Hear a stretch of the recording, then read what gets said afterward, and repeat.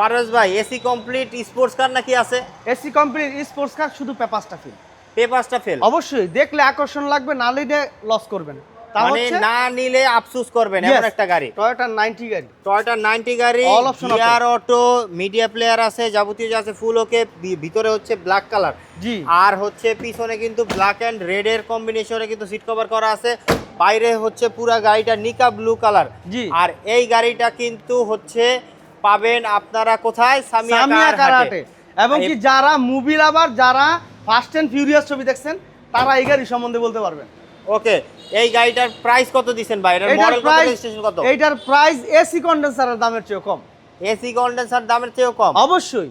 Toyota 90 এটা হচ্ছে papers fail অবস্থায়, কিন্তু এসি কমপ্লিট গাড়ি। গাড়িটা হচ্ছে অল অপশন অটো, গ্লাসগুলো থেকে স্বয়ংসম্পূর্ণ সবকিছুই আলহামদুলিল্লাহ অক্ষত অবস্থায় আছে। বডি কিট করা, চাকা অ্যালোরিং করা আছে, মানে স্পোর্টস ক্যাটাগরি করা আছে, সম্পূর্ণ স্পোর্টস ক্যাটাগরি করা আছে। শুধু পেপারসটা ফিল। মাত্র 2,50,000 নয়, 2,30,000 টাকা মাত্র।